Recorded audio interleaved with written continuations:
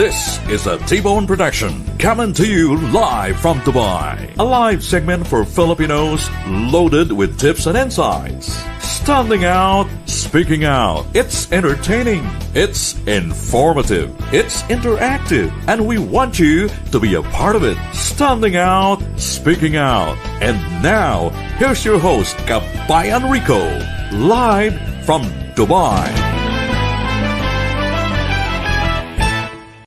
We Filipinos left our country in search for a greener pasture abroad.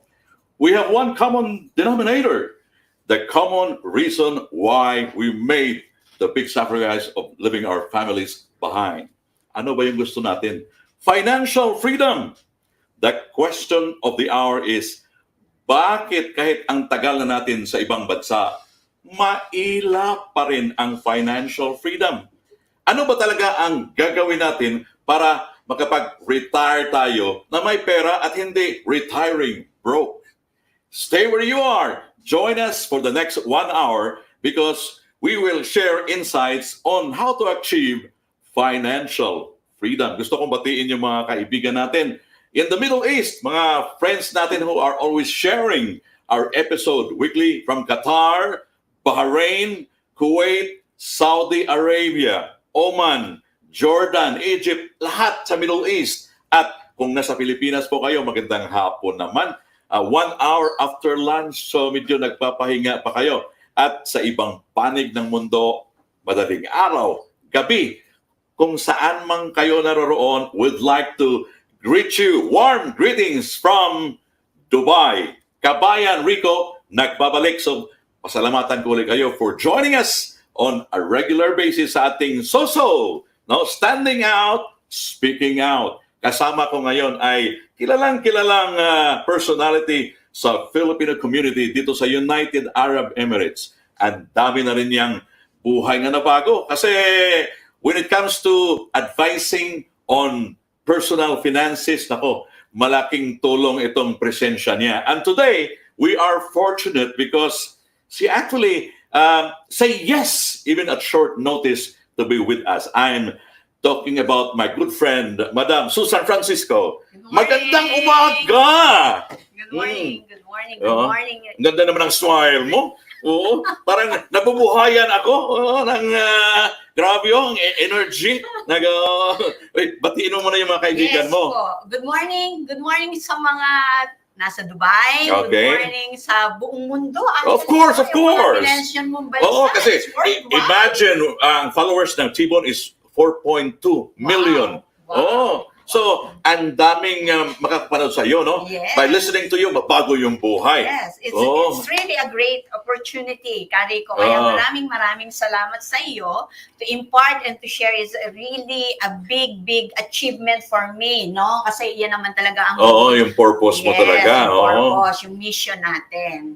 And a part of advocacy. Oy, batiin mo yung ka-churchmate mo. Yes Ano? po. Good morning. Yan. Good morning dun sa mga ka-churchmate ko. Christina Abella. Shout out kita. Siya lang ba? May favoritism ka.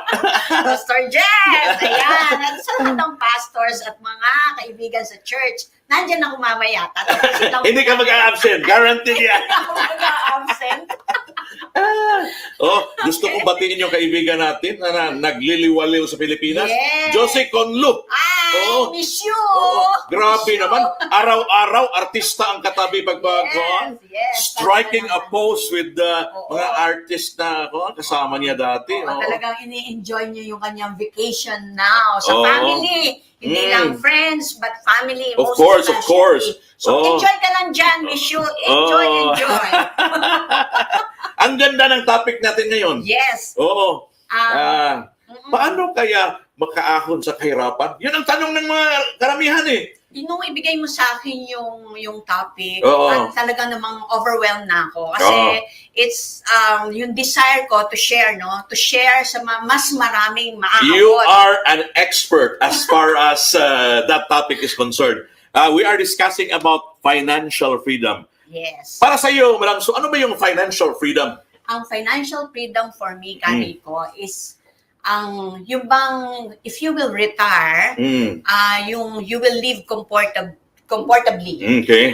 Yung komportable ka and you will not change your lifestyle. Ay, nako, maraming kuan dyan. Oo. Bato-bato sa langit, ang tamaan ay sa pool. You have enough cash, you have enough investment. So, Where that investment will give you a passive income. Siyempre, kung may passive income ka, ay nako, edi maalwan ang iyong buhay. Worry-free. let's simplify things kasi yung iba kasi halimbawa they are not into financial learning. Ano ang pinaka-simple way of describing passive income?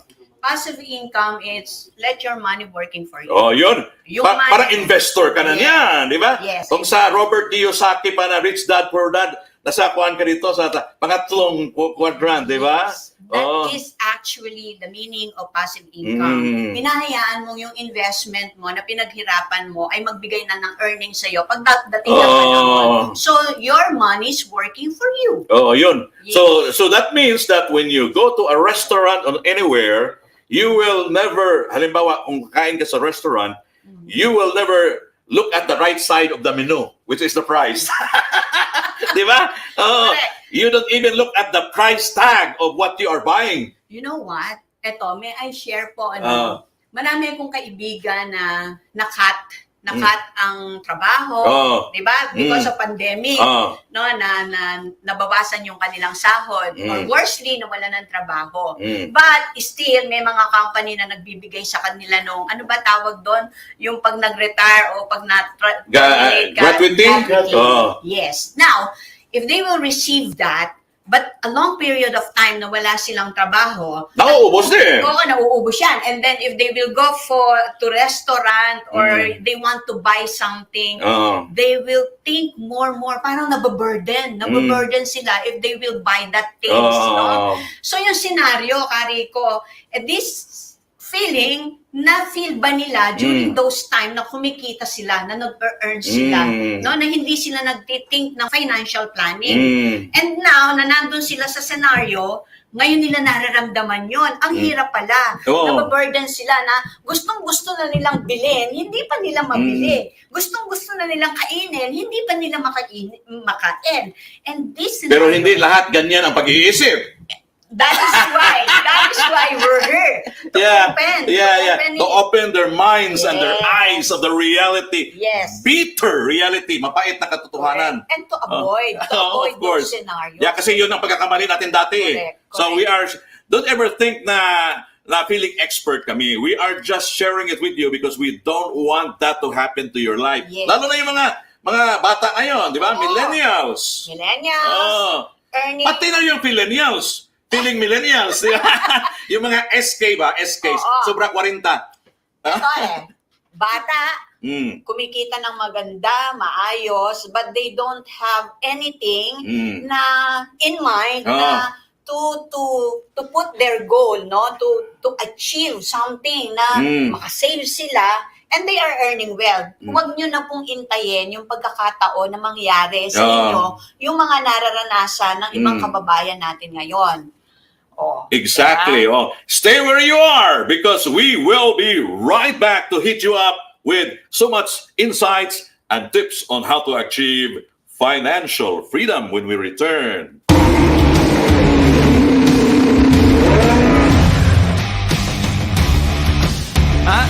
Not bad, huh? I think it needs something. And whoa, hold it. Maybe something more bullish. Bullish?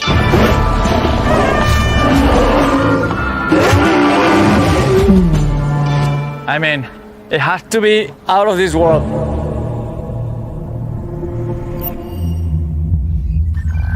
No. What we really need is something seriously next level.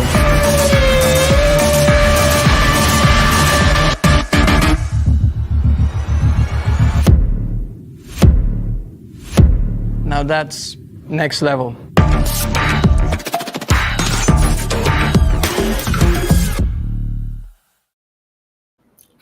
Bybit! Huwag niyong palagpasan if you are into cryptocurrency. Gusto kong batiin yung mga nanonood sa atin. Kasi minsan pag excited ako, no, ang daming nanonood guys sa atin, Madam Sue.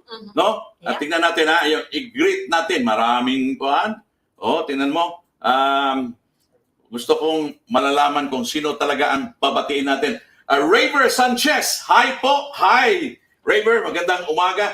Donalyn Lopez Salvador. Oh, I noticed you. Matena Andrade, palagi po ako nanonood. Tibon sa FB nyo. Oh. Ayan. Perlin Amor. Oh. Ryan Awil also from Midsayap, North Cotabato. Kung hindi ito Bisaya, Ilonggo. No? BJ Amarilli. Oh, hey, pa-shout out. Mindanao. Butuan City. Oy, doon sa nasipit. Oh. Josel Sonio, Tibon, very nice drama. Daming mapulutan ng aral. Exactly. Warren Velasco, oy, nako, Tibon, no?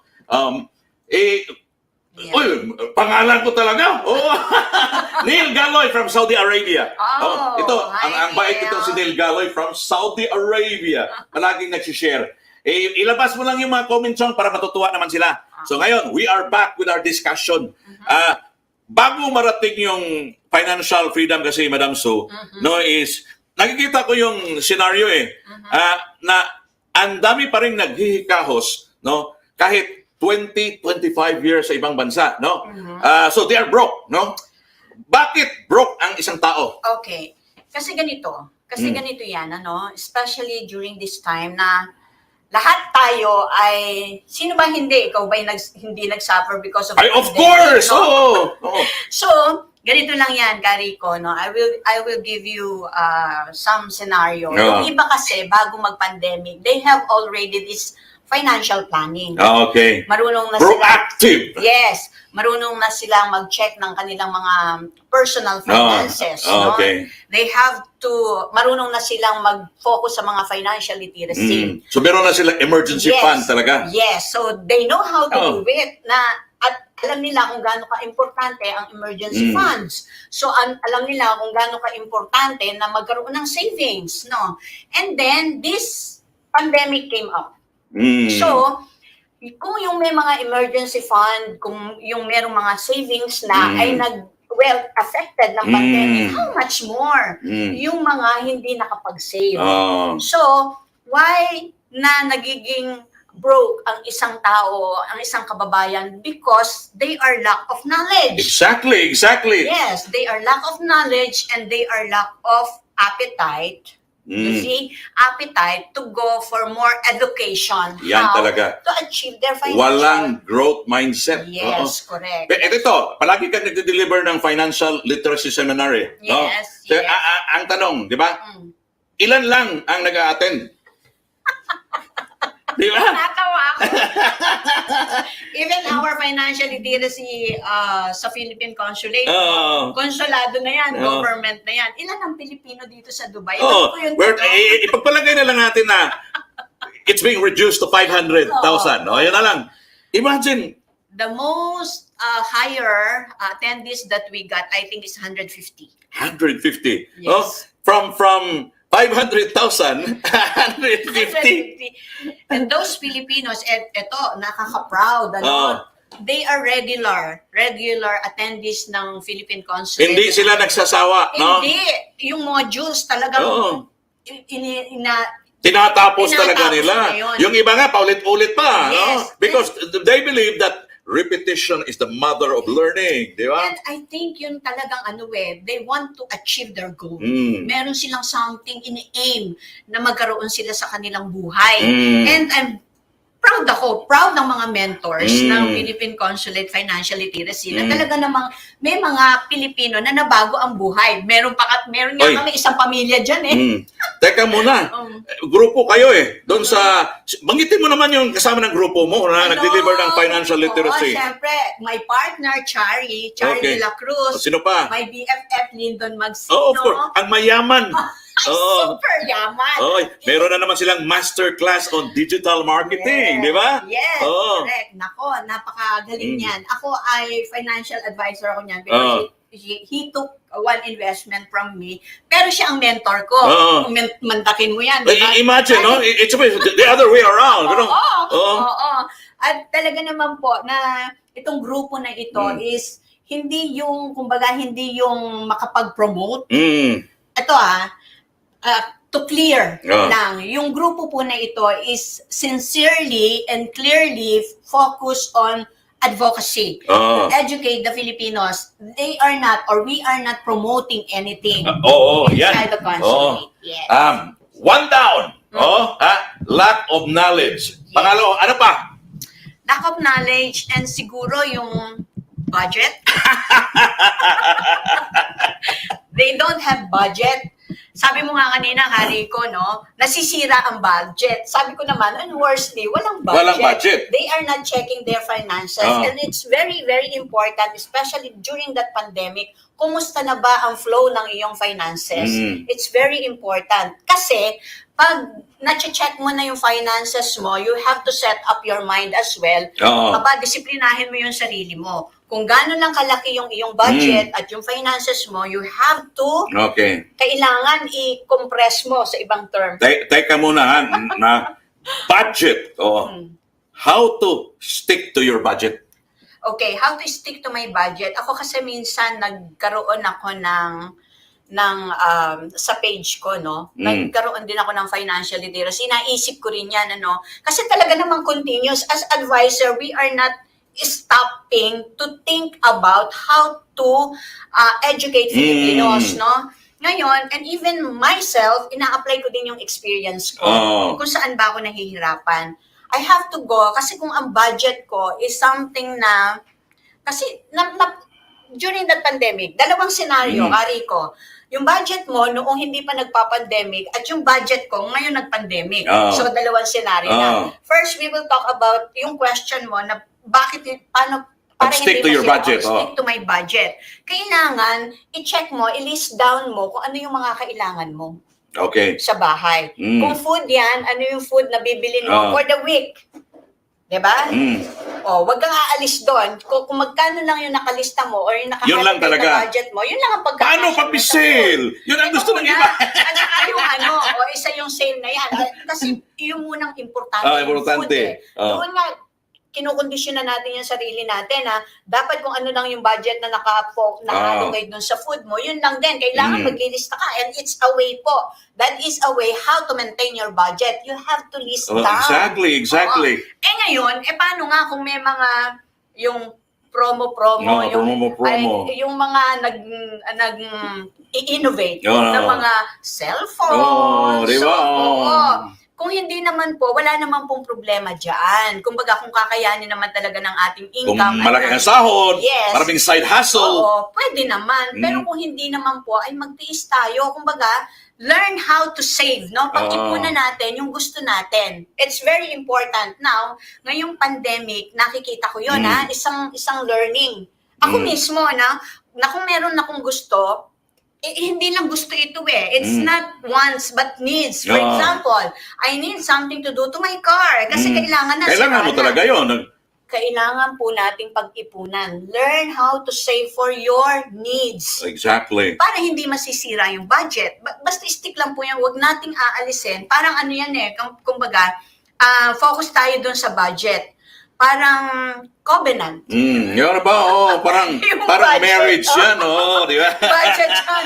Para hindi ba tayo po ay, yung sinasabi ko lang naman is to avoid na mag-worsen yung ating mga senaryo.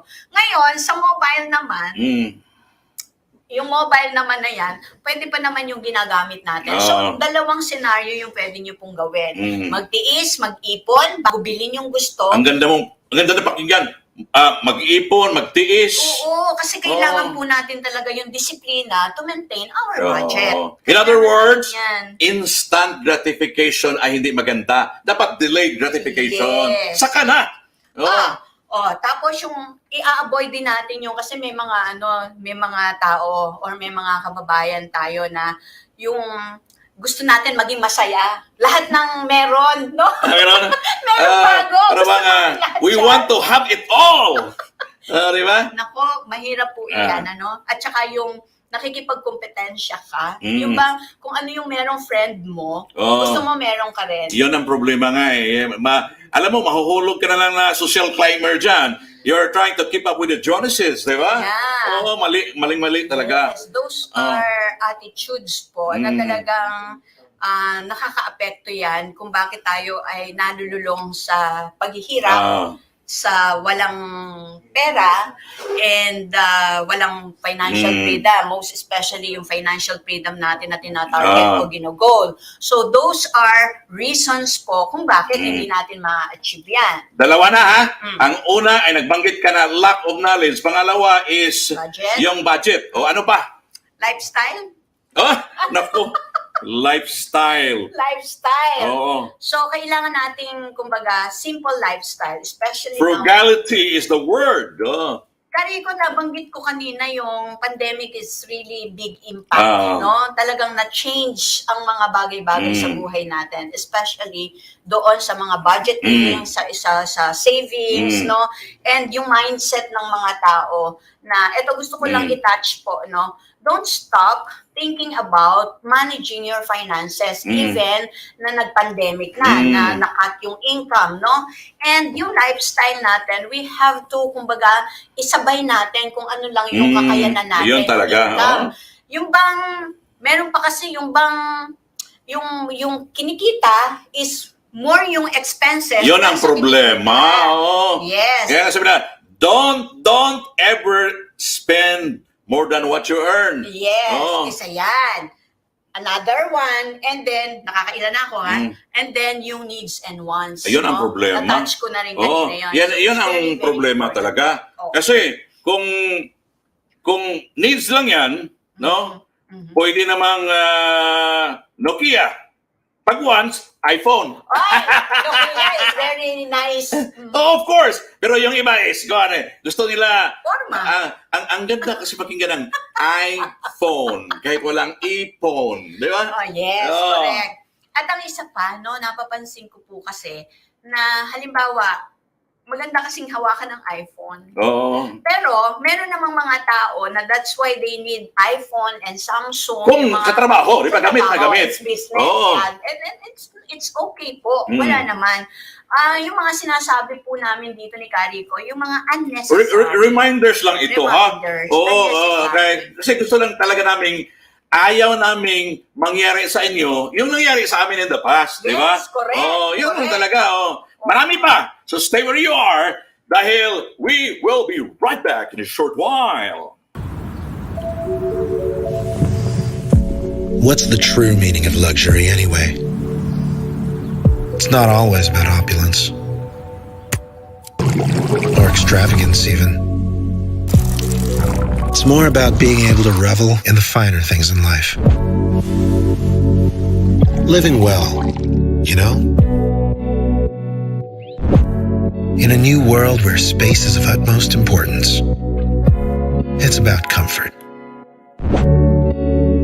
Having peace of mind, feeling secure about yourself and your surroundings. It's about having time. The nearness of you and everything else you might need. But more importantly, it's about being able to share it all with you. Lucima, the luxury of wellness and sustainability. Hoy, kung nanonood kayo, check out the page of Artalan kasi isa sa dream nating mga Pilipino ay magkaroon ng bahay. Kung hindi natin kaya in cash, ay Artalan, pwedeng. Sino ba ang nanonood sa atin? Tingnan nga natin. Batiin natin. Kasi ito, Teresita Abonahar, si Fighter. Happy blessed day, Fighter, be life. Ang ganda ng pangalan. Mylene Cardenas, watching from Jordan.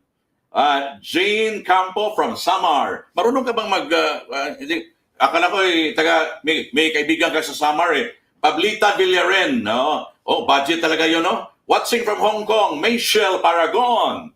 Yan, sino pa ba? Janine Mejeliano watching from Sorsogon. Carmela Malones watching from Guimaras. Ang sarap ng mangga ng Guimaras, sabi nila, no? Go naman, sir, Junalyn Gulpani. Watching from Santa Maria, Bulacan, Salvacion, Medina. And Ronel, Agcal Ronel. Hello po, sir. Ang taba niyo po. Of course. Kasi alam mo kung bakit ako mataba? Ito ang nagpapakain sa akin palagi. Kaya, yan. Hello from Davao City, Bisaya, Marina de la Peña, mayong hapon. Winilyn Lucaba, watching from Bicol. Connie, hello from La Union. At marami pang iba. Let's continue our discussion. Okay. So, nasa na tayo? Gusto mo ba magbigay pa ako ng example? More. Okay. Merong mga, let's say, I'm earning well. Okay, example yan na people are thinking more on yung mga nagde-depreciate na asset. They are more investing to that. Let's say... Nagde-depreciate na mga asset. Ano yung mga asset you consider na nag-depreciate? Like cars. Cars, okay. Hindi, asset yan, like my car. Pero gamit yun. Gamit sa trabaho. Diba? Gamit. That's why, kasi nga, it's based case to case. Na, kumbaga, ang nag-i-invest ka just because you need that to invest. Pero, kaya nga po, ang key lang naman dyan is to think wise, no? Pag-aralan natin, hindi naman masama na magkaroon tayo ng, let's say, feasibility study. Parang nagbe-business ka lang din. Na kung mag-i-invest ka ng money dyan, especially nowadays, we have to think twice or more than twice, no? Kung yung pag-i-investan or yung pagpuput natin ng ating pera is worth it. No? Baka naman unnecessary yan. Kumbaga, kung yung car ay magagamit naman natin, you really need it. Ang trabaho mo ay talagang, yung mobility ng trabaho mo ay talagang, pero ang mahal ng gasolina, ha? Yun nga eh.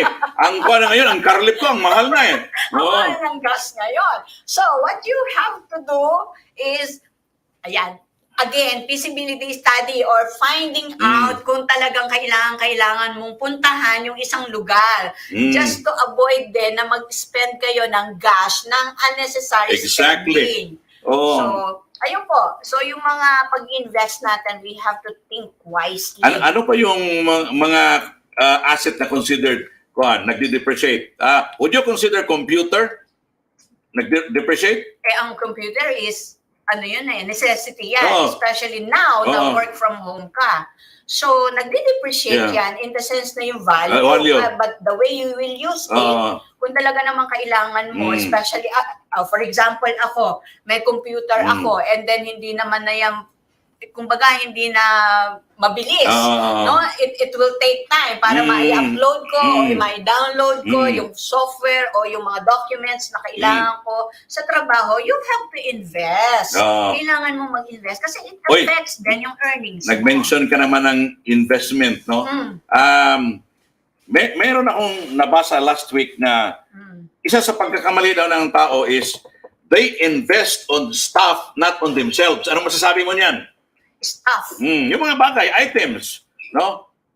Rather than investing on themselves. Kaya nga po, we have to think twice or more than twice kung ano yung mga binibili natin para sa ano ba yung ini-invest sa stuff o yung mga stuff na yan. Na kailangan mo ba yan talaga? Or not for myself? Iyan yung, in other words yan yung parang babayaran mo after receiving your income, bayaran mo muna yung sarili mo. So you have to save for yourself. And then spending. Kasi itong, we seldom see people na invest on learning. Di ba? Halimbawa, di ba? Instead na bibili ka ng item na ito, nag-enroll ka ng mga courses on your day off, di ba? Oo. So, ang dami mo nang alam, kakatulad ng Philippine Business School. Ang dami nilang mga master classes, di ba? Oo. Kaya, spend on investment. That is good investment kasi mapapakinabangan din yan. Yun din po sinasabi ko na think twice, iba din talaga yung nakahasa ang utak natin at nakakakuha tayo ng mga ideas. No? So that is schooling or studying, it's very important investment para sa sarili natin. And it will use in the future din po. Or even now na nag-aaral ka, magagamit mo din yan talaga. It's important investment para sa sarili ko. Not only savings, but studying, educating yourself. Ano pa ang dahilan kung bakit broke? Okay, ano pa ba? Ano pa ba ang mga nakikita natin na bakit sila ay bigyan mo nga ako ng ano, yun bang kasi di ba pag yung iba ay may mindset talaga sila ba na pwedeng mag-loan, no? So, hindi ako mahihirapan kasi malaki naman ang sahod ko eh. Ako ang hinahabol ng bangko. So, paano yan? Kung marami na akong utang. Tapos yun ang dahilan na maging broke din ako. Would you consider that? Oo, maganda yan. Maganda yung binigay mo sa akin na ano na yan. Okay. Again, babalikan ko dito sa nagpandemya, no? And people who have loans or who have utang. Mahirap yun. So, paano yun? Paano ang gagawin ng mga tao? Sa akin po kasi, as per my experience, not only myself, but other people na na-encounter ko, those people who have loans sa bangko na talaga namang hindi na nila mabayaran because nag-alter ng sahod o wala ng trabaho. Wala ng trabaho. So what you have to do? Ang gagawin po natin dyan, or para sa akin, ang suggestion ko dyan, is to face, no? Hanapin mo sila. Kailangan makipag-usap tayo. Huwag mong tataguan. Diba yung bangko kasi, if you write them a letter, katulad ng postponement of paying your ang importante lang po dyan, mabangko man yan o ma-personal, kailangan lang natin silang harapin at kausapin because everybody knows it's a worldwide. Ngayon akong naalala sa sinabi mo eh. Sabi mo na pag may utang, huwag pagtaguan. Marami nangyayari na nangutang ka ng tao tapos nagtatago eh.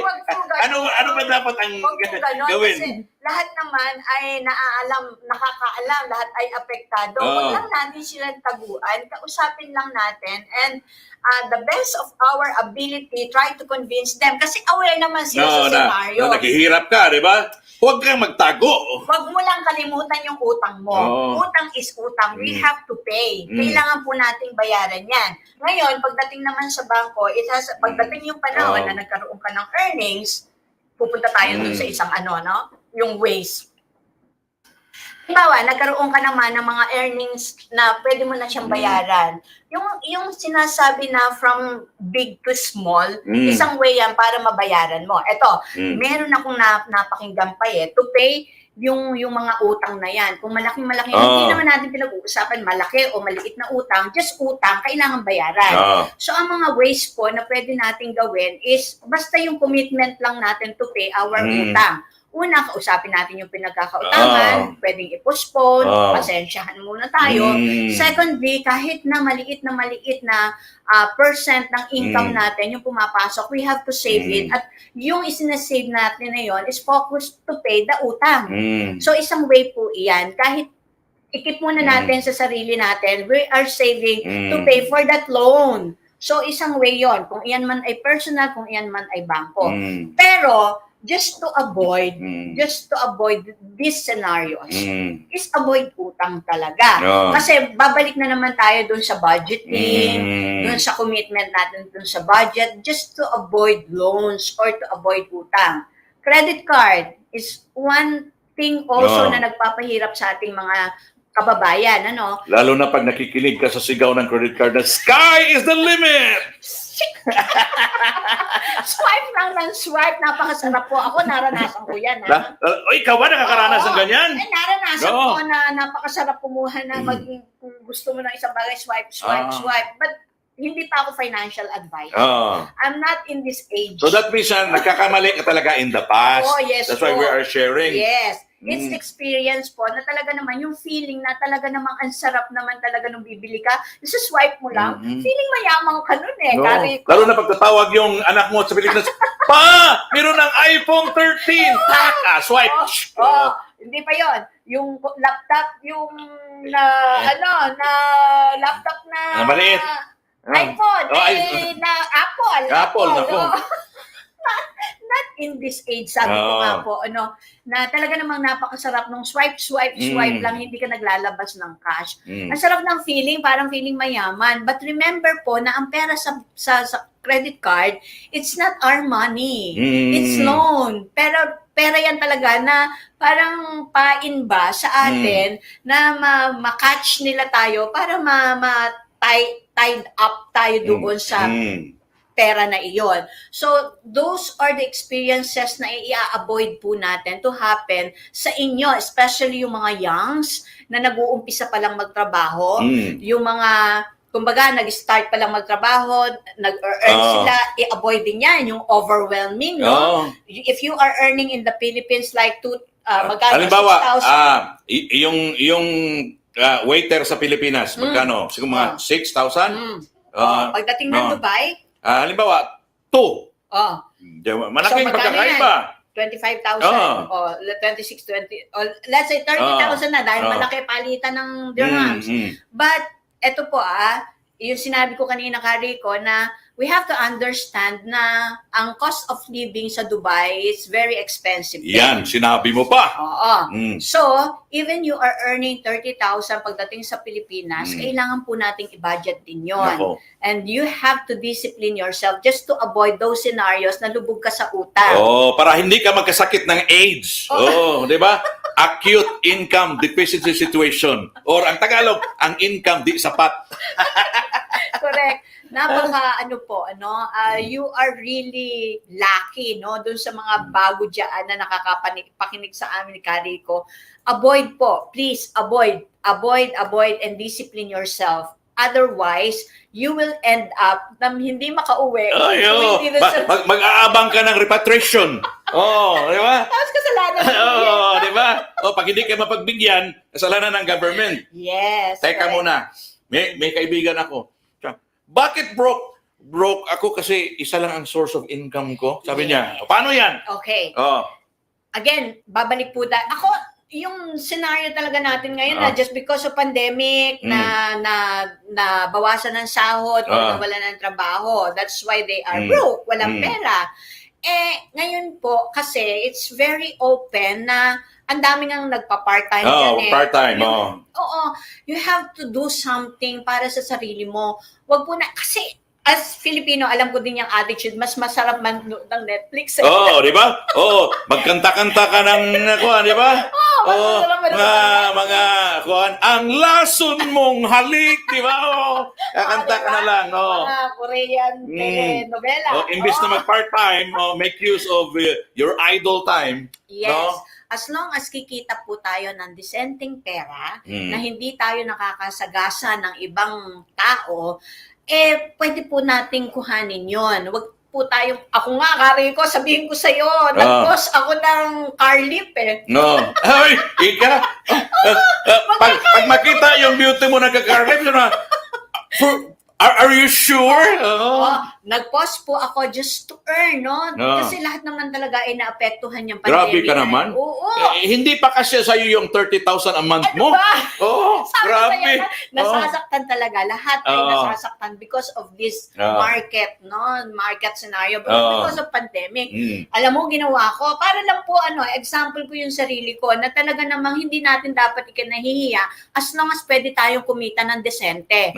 Car lift, and since na Magbantay ng bata, di ba? O kung magaling kang magbantay ng bata. dog lover, pet lover. Oo. Nag-post po ako, nagawa ako ng flyer na kung sino gusto Mag-alaga ng mga pets, di ba? dog sitting, o dog, i-walk mo yung dog. Pwede ako. Kaya nang walang nag-hire talaga sa Wala akin. talaga kasi hindi naman naniniwala sa'yo eh. Stay where you are kasi magbabalik po si Madam Susan at Kabayan Rico with the benefits of having financial freedom. Stay where you are. Bini-bini lang ba kung paano nahulog sa'yo? Naramdaman lang bigla ng puso. Aking sinta, ikaw lang nagparamdam nito. Kaya sabihin mo sa akin ang tumatakbo sa isip mo. Kung mahal mo na rin ba ako, isayaw mo ako sa gitna ng Doon tayo sa elegante, pero sulit. UAE Kabayan Souk. Doon na tayo sa elegante. UAE Kabayan Souk. Kung gusto niyo ng relo, ay bisitahin lang yung official page ng UAE Kabayan Souk. Gusto kong batiin, nagliliwaliw sa Bacolod. Mr. Amigo and Miss A, enjoy your vacation and I'm looking forward to see you back here in Dubai. Nako, ito, Madam So, no? Kasi gusto nating makamit yung financial freedom, no? Ano ba ang advantage ng isang tao na may financial freedom? Aba, relax. Relax. Relax. Walang stress. Hindi. Wala kang stress. And the good thing, if you don't have stress, hindi ka nai-stress, healthy ka. No, healthy. Oo, kasi yung stress na yan is nakaka-apekto talaga yan sa health ng isang tao. So if you have financial freedom, ay nako, Kari ko, domino effect na yan. Talagang secure. You feel secure na whatever happens, meron ka talagang money. Financial freedom nga And also, yung time mo, no, hindi ka pressure. Makapag-retire ka na as an employee, di ba? Yes. And it's very important. Time freedom, di ba? May time ka na sa pamilya mo. Correct. I want to retire. Some people, I want to retire at the age of 55. Okay? Pero hindi nila magawa. Why? Because wala pa silang financial freedom. Yun ang problema. May mga obligations pa, no, na kailangan tapusin. Kaya hindi sila makapag-retire. But if you have financial freedom, kumbaga, nakapag-set up ka na, nakapag financial planning ka na, and that financial planning, you act according to your plan, reachable na, nandiyan na yung iyong financial freedom. So, at the age of that, na target mo, pwede ka nang mag-devalue, kung ayaw mo umuwi ng Pilipinas. I'll cite an example, Madam Sue, di ba? Halimbawa, no? You're a worker, di ba? So, obligado kang magtrabaho December 24, December 31. Di ba? Pag may financial freedom ka, hindi ka na nag-work for an employer. December 24, nasa pamilya ka. Yes, di ba? correct. Oo, masaya ka. Masaya ka. Masaya ka, masaya ang family mo. Hindi ka nababurden na kailangan mo mag-stay pa doon sa trabaho mo and to work to that scheduled timing. So, isang advantage, actually ito pong sinasabi namin na to is very light effect if you have that financial freedom, no? Na hindi ka na pressure. Hindi ka tied up dun sa schedule ng company mo. Hindi ka empleyado na. You can back out na o i-part ways mo na yung sarili mo doon. Say goodbye to the employment mindset. Yes. Because you have money na to get your financial freedom. At saka, kung ano yung passion mo, pwede na, di ba? Kasi, halimbawa, mahilig kang gardening or outdoor, di ba? Pag hindi ka na empleyado because you have financial freedom, pwede mo nang gawin yon. Di ba? And also, mapunta ako dun sa passion, Ako talaga, ang passion ko ay to take care of my pet. Ano yung pet mo? Dogs. A dog, okay. What I'm dreaming is to have a farm. Dog. So, canine farm. Kasi dito sa Dubai, ang hirap mag-alaga ng dogs. So, on the time na pwede na ako, may financial freedom na ako. Why I'm saying this? Bakit ikaw, financial advisor ka, wala ka pang financial freedom, di ba? Ang financial freedom po is something na magkakapag-retire ka na ng yung lifestyle mo ay hindi ma-change. As mentioned, kung natatandaan nyo po na sinabi ko na nung nag-uumpisa pa lang tayo is because of pandemic, na-change yan. Because of pandemic, nabago yan. And even people who have financial planning, who have financial literacy, even meron silang mga savings just because of pandemic. Just because of this market scenarios, nagbago yan naapektuhan yung earnings natin. So, naapektuhan and na-touch natin yung mga savings natin allocated for the retirement. So, yun po ang scenario why kung bakit hindi pa yung iba, even nakapag-financial planning na sila before, kung bakit hindi pa sila makapag-financial or makuha yung freedom financially ngayon, just because of pandemic. Pero Kariko, kung kami o yung mga tao na may financial planning at may mga savings, nahihirapan, how much more for, di ba? Madlang peeps. So, that is why binibigay po namin yung mga scenarios na ganito and financial planning is very, very important. Kanina nagbanggit ka I think this is related to, I consider this benefit, di ba? Yung pag may pera ka na, because you have financial freedom, di ba? You let your money work for you, di ba? Yes, correct. Kaya nga passive income Di ba sabi mo sa akin kanina, what is financial freedom, passive income, let your money works for you, di ba? That is passive income. Hinahayaan nyo na lang po if you did something now or if you will do something now to invest at ang main goal nyo is to give you a passive income in the future, you will, tinitingnan nyo na po that your money will work for you in the future. Kumbaga, hindi ka na gumagalaw pero pumapasok na yung pera mo. That is passive income. And that is the money working for you. Yan ang gandang pakinggan Let your money work for you. Para ka nang si Henry C., di ba? Oo. Di ba? Yung Robinsons, may-ari ng Robinsons, di ba? Maraming nag-aarkila sa mga mall. Oo. Tayo naman ay simpleng advisor lang, Kariko, na tayo naman ay nag-a-advise tayo based lang doon sa na-experience natin, personally and even doon sa mga nasasakupan natin mga tao, na they are looking for our advice, they are imparting their experiences, yan. Alam ko kung kuan mo talaga, palagi yung binabalik mo na kuan, wala kang pera no? Takot kang utangan Ito, di ba pag may pera tayo, no? It will enable you to help people. Correct. At isa pong napaka-importante, wag po nating kakalimutan yung, kumbaga, to help. It's not only our family, no? May capability po tayo to help, share. No? Paying it forward. Yes. tayo po, kung tayo ay nagpaplano ngayon, if you have you achieve already your financial freedom, you are capable to help people. And it's very, very important po, especially nowadays na naghihirap talaga ang mundo, napakahalaga po na nakakatulong tayo. That is why, tingnan mo ha, ang goal natin to have the financial freedom, not only because of ourselves, our family, but because we want to help other Yan, people exactly. as well. Maganda. Ang pakiramdam kasi maganda pag nakakatulong ka. Napakasarap. Hindi ka nagtatago, di ba? Oo, Kasi napakasarap. halimbawa, may relative ka na kailangan talaga, no? Maoperahan.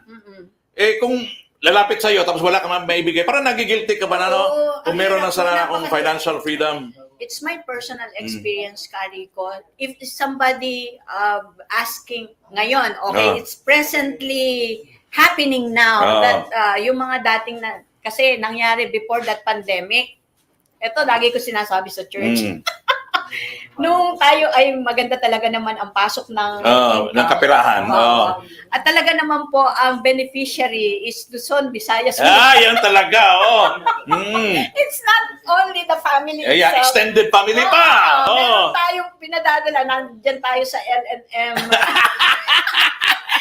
Naman natutuwa yung mga tao doon. Iba-ibang resibo yung mga Di ba? Napakasarap po. No? And I'm just, it's my, kumbaga, hindi iyon burden para sa akin, but it's an achievement to help other people. At ngayon, ganito ngayon. May mga lumalapit, no? But as part of financial planning po, ang sinasabi ko sa kanila is, I will help, but let me see how much percentage of my earnings I can give as a help. So it's very important po. Hindi naman natin tinatanggal na makaipon. It's a help, ha? Oo. Let's be specific.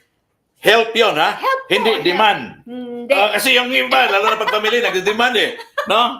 Oo, hindi. Kaya, we need to always remember, no? Kaya nga ingatan natin yung pera mo kasi success is relative. Yes. The more successful you are, the more relatives you have. Yes, correct. Correct yan. Correct. Pag wala ka na, if you are broke, out. And then Wala. that is a sad, a sad scenario naman talaga. But still, wala namang natatalo na sa tumutulong.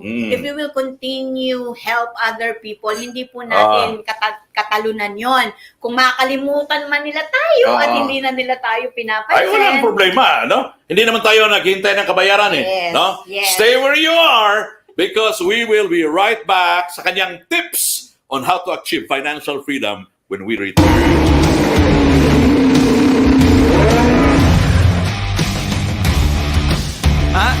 Not bad, huh? I think it needs something. And all-time high. Whoa, hold it. Maybe something more bullish. Bullish?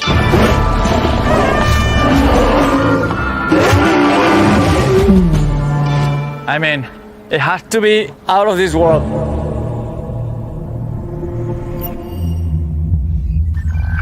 No. What we really need is something seriously next level.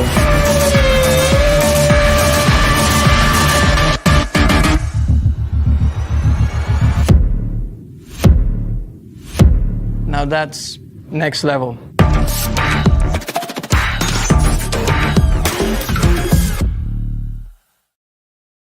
Gusto ko uling batiin yung lahat na nanonood sa atin. Tingnan nga natin kung sino pa ang kasama natin ngayon. No? We're almost done. Helen Obina from Laguna. Sino pa? JM Roaring. Hello po. Anton Anob. Hello, Anton. Shoutouts watching from Dubai Mall. Jen Kaisip. Uy, parang kilala ko si Jen from Dubai Mall. Tex Alvarez Bolin. Good deeds like Stibon family. Di ba? Dance Mahinay watching from South Cotabato. Dami. Elizabeth Soto from Marikina City. Sino pa ba ang nanonood sa Chris James Ribasto watching from California. Wow, hello. Hello. Yan, Imelda Nara watching from Canada. So, alam mo, ang dami kasi nating, speaking of Canada, gusto ko palang batiin yung kaibigan ko, si Donia Marlin Kemp. Oo, yan ang palaging nag-say hi kay Kabayan Rico from Canada. Mayaman na mayaman. Oh, may financial freedom yan. I have friends also. Kaya nga ito si Marlin Kemp, pag kumakain sa restaurant, hindi yan titingin sa right side of the menu. No? Sige lang, ha? Left side lang. Sige lang. Hindi, nagsha-shopping yan si Marlin Kemp, hindi yan tumitingin sa price tag. Yan. Financial freedom. Anong tips ang gusto mong ibigay, Madam Sue? Okay, first thing first, you have to check your financial status. Siyempre, titingnan mo muna yung financial status mo ngayon, especially lahat ay nabiktima ng pandemya. Ano ba yung financial status mo ngayon? And then plan accordingly. Kailangan magplano ka according to dun sa income mo. Income and paano lang yung gagawin mo na ipapalabas mo. Adopt a simple lifestyle according to your income. Ayun, simple lifestyle. Huwag kang mag-change ng lifestyle, di ba? Oo. Kung sew-in ang ginagamit mo dati, huwag ka na mag-Victoria's Secret. Di ba? Kung Robertson shoes ka naglalaro ng basketball, huwag ka muna mag-Under Armour or Nike kung hindi kaya. Di ba? Yun ang kung Red Horse ka dati, stick to the Red Horse. Huwag ka na mag-Jack Daniel. Di ba? Alam mo, ang key dyan, ang key lang naman dyan is yung disiplina. Disiplina talaga. Sa sarili natin. And also, we have... Don't you know that discipline is something that is rare? Oo, yan. Napakahirap kaya niyan, disiplina na yan. Lalo at tempting. At hindi mo naman talaga dating ginagawa na, especially yun nga binanggit mo, hindi sila tumitingin sa right side of the menu. Paano kung kailangan na nilang tingnan yun? Yun ang problema. Diba? So, yun po, yung adjustment doon sa simple lifestyle na yun, according doon sa earnings mo. Don't spend more than doon sa kinikita mo. So, have also sufficient funds, no? Paano magkaroon ng sufficient funds? Kailangan po kung talagang kumbaga ay napakagandang solution po talaga. Ako nangyari nga sa Can I rephrase my question? How sufficient is sufficient? Kung talagang hindi natin mapaliit ang ating kailangan. Wala na tayo talagang i-stretch in para lumiit yung ating pangangailangan financially. We have to get or to look for another source of income. Yun. To have sufficient funds para ma-cover natin yung ating mga pangangailangan at makapag-save tayo because yung funds, yung savings fund na yan ay very, very important. Yung mga nangyari ngayon, yung mga pandemya na yan na nangyari, it's a learning na.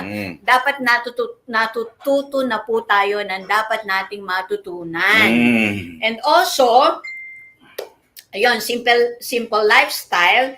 Ito, pay off debt.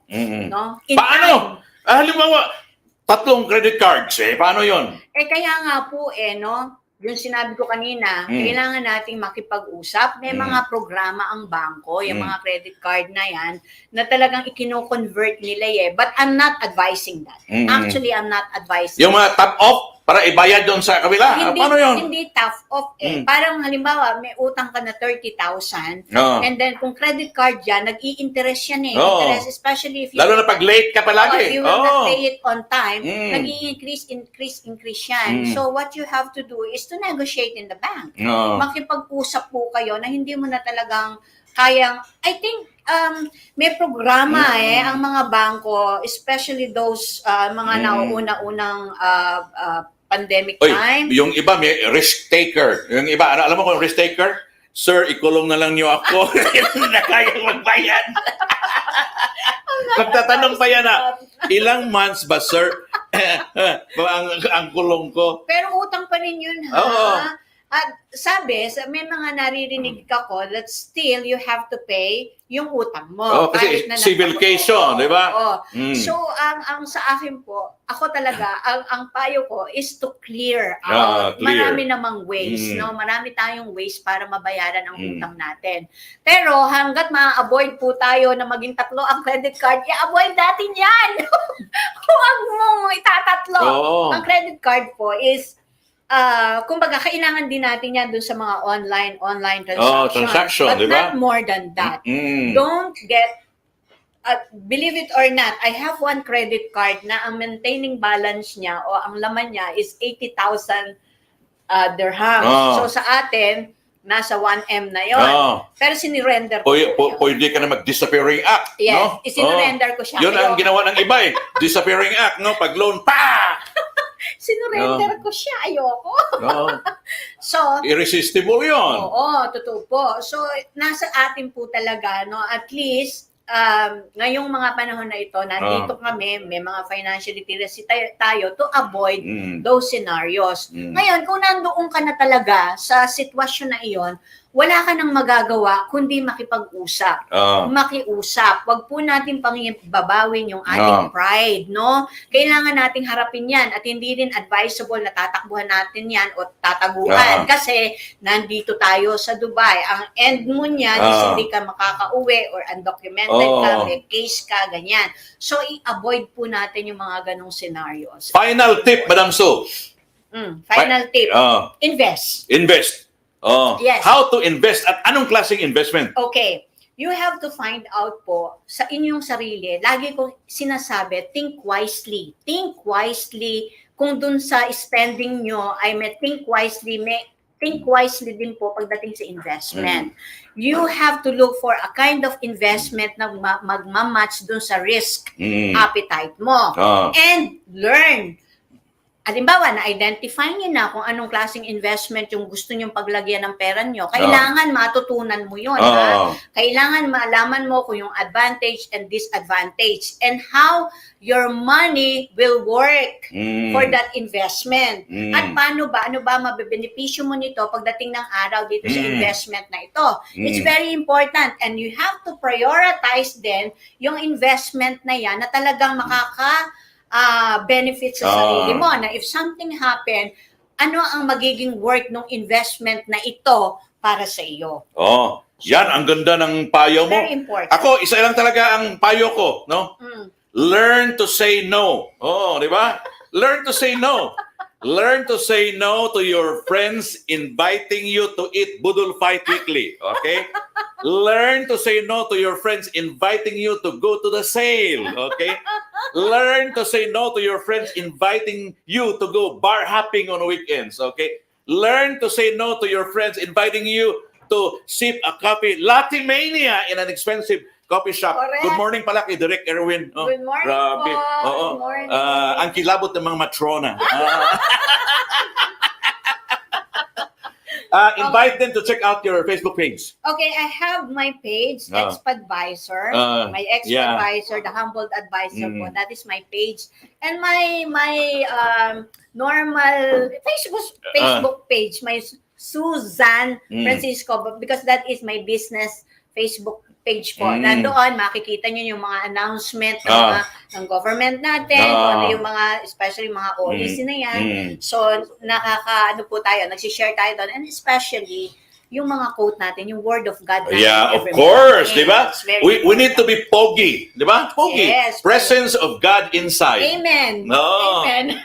Yun ang kailangan natin. Yes. Oo. Above all these things po, kailangan natin talaga yung wisdom from God. Huwag lang tayo maging fatalistic. Yun bang, sabi ko na lang na bahala na si God. God will take care of me. Tapos hindi ka kikilos, di ba? Opo. Dapat yung mindset mo, work like it's up to you, but pray like it's up to God. Correct, Yan talaga correct, importante. Please, follow Tatak Pinoy, loud and proud. Huwag yung loud lang, ha? Kasi ming fake, no? Ang daming mga friends sa akin na naka-receive na, Tatak Pinoy, loud. Oo. Fake yan. Dapat ni proud. Di ba? Wag Maraming po salamat yan. for watching. Madam Sue, again, thank you. Thank you very much. Buti na lang nakuha kita na libre kasi kung babayaran pa ito, I cannot afford. No? Thank you for watching. Maraming salamat yung mga lahat na followers ng T-Bone. Maraming salamat. We'll see you again next Saturday when the clock strikes 9. Have a great weekend. Bye!